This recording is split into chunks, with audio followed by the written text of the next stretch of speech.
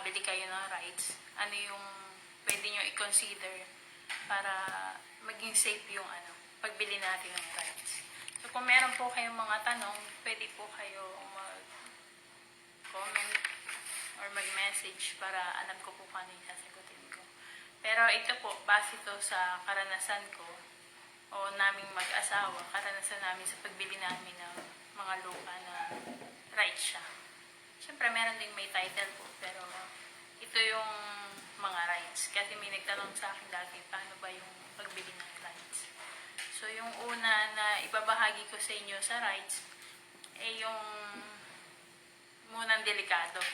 Kasi yung isa sa delikado po na binibili nating rights, yung pong mga nasa bandang squatters.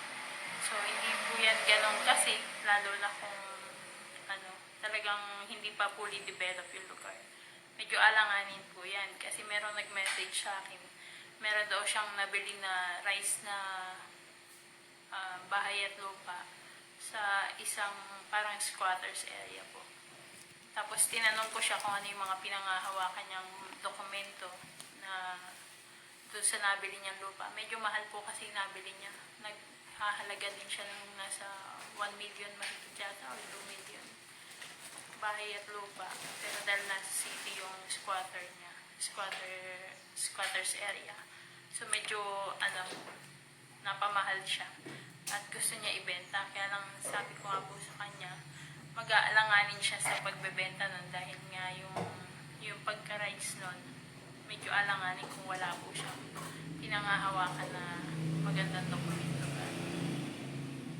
So yan, ano ba yung mga rights na pwede nating bilhin? So, saglit lang po ha. Isang ko lang po. Ano ba yung mga rights? So yung una, ano ba yung ibig sabihin ng rights? Kami kasi, nung una, hindi namin alam kung ano po yung rights. O ano yung pinagmumulan ng rights. So, yung rights pala, ito yung mga may lupa na halimbawa, minana nila yung lupa nila. Dahil wala pa silang sariling titulo, rights pa lang yung meron sila. Pwede rin naman ito yung rights na, halimbawa, may nagsanla sa inyo ng lupa at may kasunduan kayo na maririmata siya kapag hindi niya naibigay yung inutang niya sa inyo sa ganitong petsa. So, yan. May rights din po kayo na ibenta yun o kung ano may gagawin doon sa narimata na yan. Sumunod, meron ding rights yung mga matagal nang nag-occupy ng lugar. Halimbawa, 10 years or more na nandun na sila sa lugar na yun. So, may rights din po sila na hawak. Yung rights na sila yung nagde-develop ng lugar, nagtatanim o kung ano may ginagawa. O yung possession na tinatawag, yung pagpwesto nila doon dahil na-develop nila yung lugar. Nagkaroon na siya ng maraming mga halaman. Tapos, pwede rin na yung rights, nabili nyo yung isang lupa na portion lang yung ginamit. So, yan yung iba't ibang klase ng rights. So, pag-usapan natin muna, saan ba nanggagaling yung rights?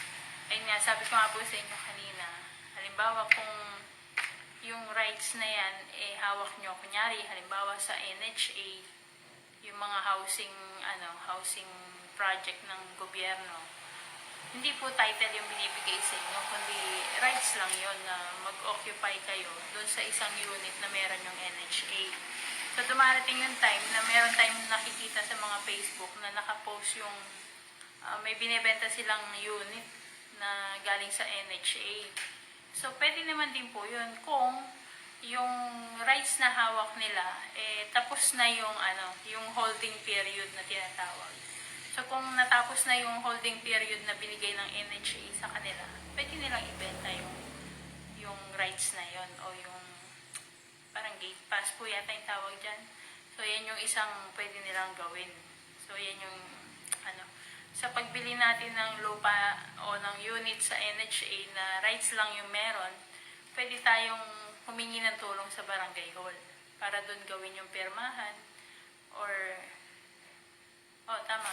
Hihingi tayo ng sa barangay hall, tapos pwede rin naman panotaryo natin yung hawak nating rights.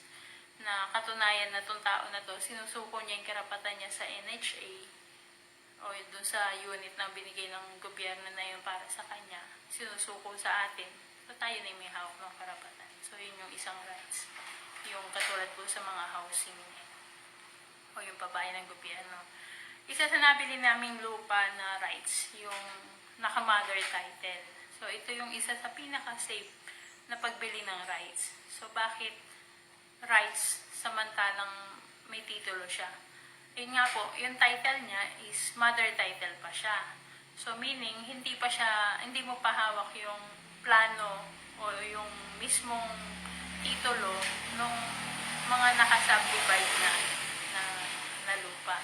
So, isa dun sa experience namin, yung nabili namin 300,000 na 2,000 square meters lang. 300,000 pesos na nabenta namin ng 1.3. Ito po yung may hawak silang plano ng pagkaka-subdivide. Meron na siya, pero hindi pa sila napapa-approve kasi unang-una wala pa silang budget para dun sa hindi lahat ng nagmana ng lupa na yun, meron silang budget para ipa-transfer. So, ang nangyari po, marami silang magkakapatid. Yung isang kapatid na yung nabila namin, namatay na siya. So, meron siyang mga anak na parang limang anak. Nung binenta nila yung portion o yung bahagi ng mana ng tatay nila, dahil patay na nga siya, pumirma po lahat sa abogado yung buhay na kapatid o yung tumatay yung SPA nila sa magkakapatid. Tapos yung lahat ng anak nito nabilan namin. So lahat ng anak na to na sila yung tatanggap ng mana, lahat po sila pumirma sa amin. So yung ginawa po namin, dahil nga syempre medyo alangan kami dun sa binili naming lupa na yun. Dahil nga rights lang siya, pero naka-mother title naman. Ang ginawa po namin, bukod sa deed of sale na hawak namin, nagpunta po ako ng RD. So, humingi ako ng tulong sa RD kung paano ba yung gagawin ko na yung title na hawak, wala sa amin, nandun sa pinakamatandang nabubuhay na nagmana. So, ang ginawa po ni RD, binigyan kami ng mga requirements kung ano yung dapat namin gawin para meron kami panghawakan dun sa rights na binigay sa amin. Kasi nga po, minana lang nila yung lupa na to, tapos binenta sa amin yung minana nila, pero dahil nga hindi pa approve yung plan. Ang ginawa po nung RD, yung mga requirements na pinakuha niya sa akin, kinuha ko naman siya lahat. At yung pinaka-last na kinuha kong requirements, hiniram yung titulo. Yung titulo po na yun na hawak ng pinakamatanda na nag-aasikaso ng papeles nila o ng titulo, yung pagkaka-subdivide. Ang ginawa po namin, naglagay ng annotation yung RD. So dahil doon sa mga pinasa namin requirements, yung annotation, naglagay doon ng parang note po ba siya na yung ganitong bahagi ng lupa, ako yung may-ari. Kami mag-asawa. So, naging safe po yun para sa amin na nakabili kami ng manang lupa na rights lang siya kasi nga naka-mother title at wala pa silang planong ipag-hiwa-hiwalayin dahil wala pang pera lahat. Kaya tumayo siya na parang rights lang siya. Pero safe po yun. Basta meron kayong deed of sale, may copy kayo ng tax deck, tapos meron din kayo ng copy ng plan na dinivide nila. Tapos, yun nga po, yung nagpalagay kami ng annotation sa RT. So, yan po yung isang safe ng pagbili ng rights, yung naka-mother title, saka yung NHA. So, susunod naman pong isang rights pa, yung sa, halimbawa, nakabili kayo doon sa malapit sa bundok, mga bundok na area. So, dapat siguraduhin po natin na yung area na to, na bibilan natin ng lupa, hindi siya sakop ng tinatawag na national park o yung timberland, yung watershed, forest land, military reservation.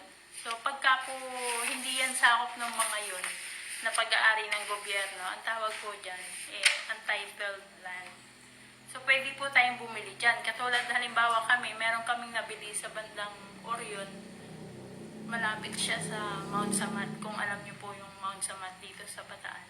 Meron kaming isang nabili doon na yung lupa na to, ready for title. So, paano namin nalaman na ready for title? Ang ginawa po namin, nung nabili namin siya, nakahingi kami ng barangay certificate. Katunayan na yung dating may-ari, 30 years mahigit na siya na nag-occupy ng lugar na yun. So, yan po yung isa. Tapos, pangalawa, pinasukat po namin sa geodetic engineer. So, nagkaroon siya ng plano o yung survey plan. Tapos, sumunod, nagpunta po ako ng DENR. So, o yung sa Bataan, ang tawag doon sa pinuntahan ko, Senro. Isang sangay siya ng DENR. Yung Senro, ibig sabihin Community, Environment, and Natural Resources. So, isang siya, bahagi siya ng DENR na kumikilos para sa community na yun, o sa lugar na yun.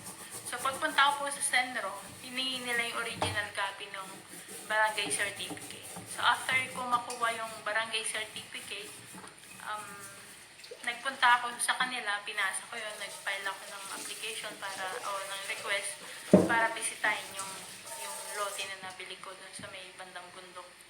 Maganda naman po yung bundok kasi talagang kahit sino may inganyo dahil maganda yung view, tapos may mga tanim na saging, kung ano pa. So, yun po yung nagustuhan namin dun. So, pagdating po namin dun sa Senro, yun nga, nagpasa ako ng certificate, barangay certificate na nakuha ko nung time na nabili namin yun. Tapos, ginawa po ni Senro, ilang araw lumipas, binisita po ng isa sa mga tauhan ng Senro. So, after nila mabisit, sabi nila, ipapollow up ko siya after 5 days, working days. So, nung pinalo up ko na po siya, yung naging classification ng land, AND, or alienable and disposable. Ibig sabihin, pwede siyang tirahan, pwede rin siya na ibenta. So, after po nun, ang pinagawa sa akin ni Senro, pinahanap yung mga katabi. Ano yung pangalan ng mga katabi? Kasi kailangan magpasa ng survey notification. So, after nung survey notification, susukatan ng taga-DENR yung lupa na yun. At pag nasukatan na po yan, ipapapirma nila yung approved plan sa region. At pag okay na po sa region, lumabas yung pinirman, yun na po yung pwede natin ipatitle. So, yan yung pangatlong safe na pagbili po natin ng tax deed, ng rights na lupa. So, una, yung mga naka-mother title. Pangalawa, yung mga NHA. So, safe yan. Tapos, yung ready for title, yung mga AND na tinatawag na lupa. So, makukuha nyo lang yung AND na yan kapag malalaman nyo kung AND siya kapag in-apply nyo siya sa DENR. Pero kung hindi nyo siya dadalhin sa Senro o sa DENR, hindi po yan kahit kailan magiging safe kasi mag-aalanganin kayo dyan. So, kailangan may pangahawakan kayo na galing sa DENR. So, yan po yung isa sa mahalaga. Tapos, meron din po tinatawag na yung mga agaw lupa. Kung alam niyo po yung term na agaw lupa. So, yung agaw lupa, ito yung mga pag-aari dati ng mga foreign, halimbawa yung mga Chinese, dahil bawal silang magmay-ari ng lupa. So, iiwanan nila yan. Hindi pwede. So, mababakante yung lupa na yan. So, yan yung nagiging ideya ng iba na tirahan yung lugar na yun. At dumadami yung community doon. So, kung matagal na, halimbawa, naagaw yung lupa na yun, matagal na panahon na, sabihin natin mga 30 years o 20 years na siya. At marami na rin tao. So, isa na rin po yan sa medyo safe kahit papano. Kasi, meron na rin po yung pinakapamunuan yan. So, yung pamunuan, kumpleto yan mula sa chairman hanggang sa secretary, treasurer. So, lahat po yan. Yung pamunuan na to, may hawak po sila nung lot plan. Yan yung sigurado dyan. Kapag ganong katagal na yung mga agaw lupa, meron na po silang hawak na lot plan. Nakita nila yan na wala nang may-ari at pwede nang tirahan. Maring nakahingi na rin po sila ng, ng mga certificate na iba pa. At nag-a-apply na rin sila sigurado para sa yung CLOA. Para pagdating ng araw, pwede nilang ipatitle o pwedeng i-award sa kanila ng government. So, medyo na rin po yan, yung mga agaw lupa na 30 years mahigit na may mga nakatira. So, yun po. So, sa ganyan, tatandaan yung mahahalaga, kung yung pamunuan may hawak na lot plan, meron na rin silang hawak na application for CLOA, or meron na silang CLOA certificate na award na sa kanila ng government, at yung barangay certificate sa deed of sale. So, kung nakabili po kayo ng deed of sale, tingnan nyo na rin po yung ibang papel pa nila, kung kumusta yung ibang papel, kung tunay ba siya o hindi. Kasi meron pong iba na peke talaga yung yung mga papeles nila. Good morning po. Sige po. So, meron din isa pang rights, yung tinatawag na minority land. So, ito yung mga lupa na pag-aari ng mga katutubo. So, madalas po talagang ito, bawal talaga siya ibenta. Yung mga minority land. Halimbawa, pag-aari ng mga mangyan, mga aitas. So, yan. Sila yung minority land na tinatawag. Dito naman po sa minority land, meron kasi mga katutubo na binibenta nila yung mga lupa nila. So, tapos yung pamunuan nila, nagbibigay sila ng certificate na binibigyan kayo ng bahagi sa lupa nila. So, halimbawa, isa dun sa nabenta naming minority land, meron siyang certificate galing sa pamunuan ng mga katutubo, tapos nagbabayad din ng amilyar ng bahay. So, medyo okay na rin po yan kahit papano. At kung makikita nyo naman na yung lugar, marami na talaga yung nagbabayad ng amilyar. Medyo na rin po yan. Safe na rin po tirahan. Kaysa dun sa mga, sa mga city na squatters. Medyo alanganin ba po yung kasi madaming nadidemolish na, na lugar, lalo sa mga developed na area. So, yan po na sa mga sa mga rights na lupa, tatandaan po natin dapat yung mabibili natin na rights na pwedeng ipatitulo, tanongin natin kagad kung gaano na sila katagal nandoon, nakatira doon. Kasi kung less than 10 years, medyo alanganin pa po yan. Pero kung 10 years mahigit na natirahan yung lugar na yan, madali na po yun. Ayan po na yun. At ulitin ko lang po, huwag kayo bibili ng mga lupa na rights na malalaman nyo sa gobyerno na timberland, yung watershed, forest land, military reservation, or national park. Katulad po sa amin yung Mount Samat, yung dambana ng Kigitingan, di po ba bundok siya. So, lahat na nakapaligid sa kanya na yun, national park po yun, at hindi siya pwedeng ipatitulo. Pwede siguro tumira habang hindi ginagamit ng gobyerno, pero hindi siya pwedeng ipatitulo. Kaya rights lang po yun. At hindi pwedeng ibenta basta-basta. Kasi magkakaproblema po yun sa gobyerno. So, yan. So, kung meron po kayong tanong, pwede ko po siya sagutin kung kayang, base sa karanasan ko po din na nangyari. Gaya po ng sinabi ko, yung mga safe na rights, ulitin ko lang po, yung una, yung NHA, na tapos na yung holding period ng NHA.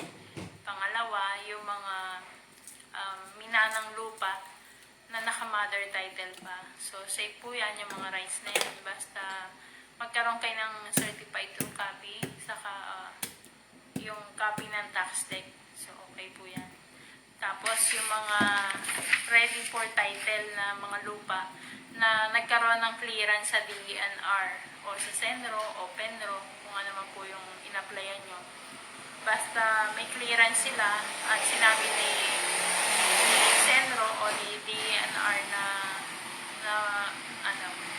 AND yung classification niya. Tapos sumunod yung mga dating agaw lupa o yung mga pag-aari dati ng mga foreigner na 30 years or more na tinitira ng mga tao. So yan po yung apat na pwede nating bilhin na mga safe na rights. Iwasan nyo po yung pagbili ng rights na medyo malapit sa city. Like yung mga squatters area. Medyo alanganin po talaga yan. Hindi naman sa pero nakikita naman talaga natin sa mga balita sa TV na marami dyan yung nadi-demolish talaga. Pero sa province, yung mga malapit sa bundok, yan, magaganda po yung rights dyan. Mga safe po, karamihan yun nandyan. Huwag nyo lang puposisyonan yung lugar, o bibilin yung lugar na alam yung hawak ng government talaga. Pero yung pwedeng i-award ng government, yung alienable and disposable, pwede po natin bilhin yan. So kung wala na po kayong tanong, siguro next time, ianok po sa inyo kung ano pa yung gusto nyong malaman mo.